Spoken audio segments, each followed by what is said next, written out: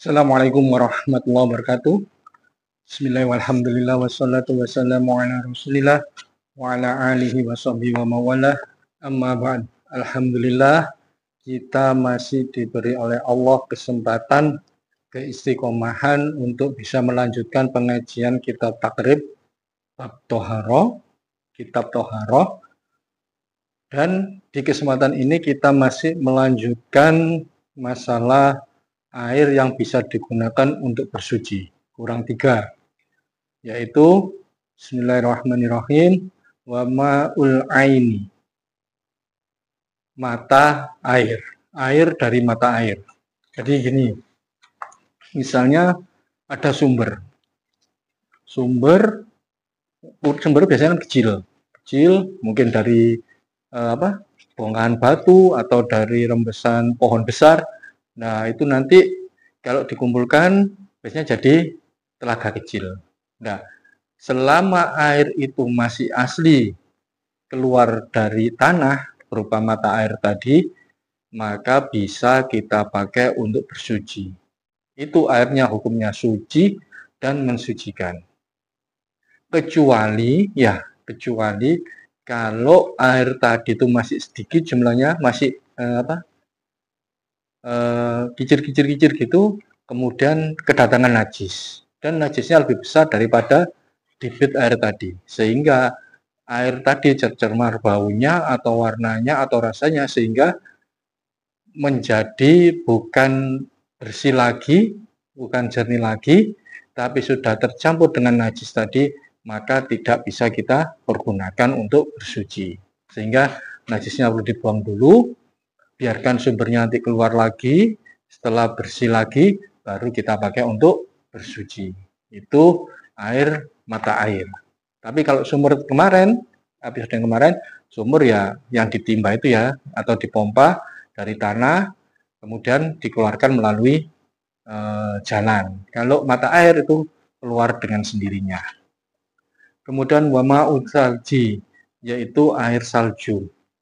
Air salju, es yang mencair, yang di pegunungan, itu bisa kita pergunakan untuk bersuci. Loh, kan dingin. Ya, misalnya kok dingin, terus nggak bisa kita gunakan karena tubuh kita tidak kuat, maka kita bisa tampung dulu di wadah yang bersih, kemudian pada saat sholat bisa kita pergunakan untuk berwudu es yang mencair tadi atau salju yang mencair tadi. Jadi bukan saljunya yang kayak yang kayak pasir atau apa terus kita pakai, itu bukan, tapi airnya, air salju. Jadi es yang sudah mencairnya tadi itu airnya suci dan mensucikan, bisa untuk bersuci. Kemudian terakhir, wama'ul barodi, yaitu air embun. Jadi kita misalnya di pegunungan atau di hutan, itu kalau pagi itu banyak embun, air yang menetes ke bawah dari daun-daun, misalnya dari pohon, terus kita tadai, kita kasih wadah, kita kumpulkan misalnya sampai 1 botol, kemudian kita pakai untuk bersuci, maka airnya itu suci dan mensucikan dan bisa kita pergunakan untuk berwudu. Jadi misalnya kita di hutan, nggak ketemu sungai, nggak ketemu mata air, tapi ada embun, air embun, kemudian menetes, kemudian kita tadah, kita kasih wadah, kita pakai untuk bersuci, itu bisa kita pergunakan untuk berwudu atau bersuci. Sehingga dari sini kita sudah menamakan satu bagian dari kitab takrib, yaitu air yang bisa digunakan untuk bersuci. Itu ada 7. Kita bisa lihat episode sebelumnya ya. Yang pertama itu air hujan, yang kedua air laut, yang ketiga air sungai, yang keempat air sumur, yang kelima mata air, yang keenam air salju, dan yang ketujuh tadi dari tetesan embun.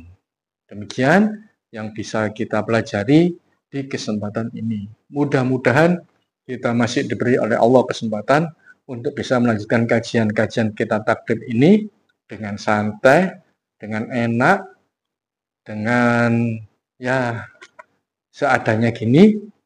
Kemudian kita bisa istiqomah sampai insya Allah bisa sampai khatam kitab takrib ini, mudah-mudahan. Dan dukungan dari pemirsa sekalian, tidak lupa kami tunggu berupa kritik, saran atau apa atau komentar. Silakan ditulis di komentar dan jangan lupa untuk subscribe channel Sohfatul Akhyar ini untuk terus mengikuti kajian-kajian di Sohfatul Akhyar. Demikian, wallahu a'lam bishawab. Assalamualaikum warahmatullahi wabarakatuh.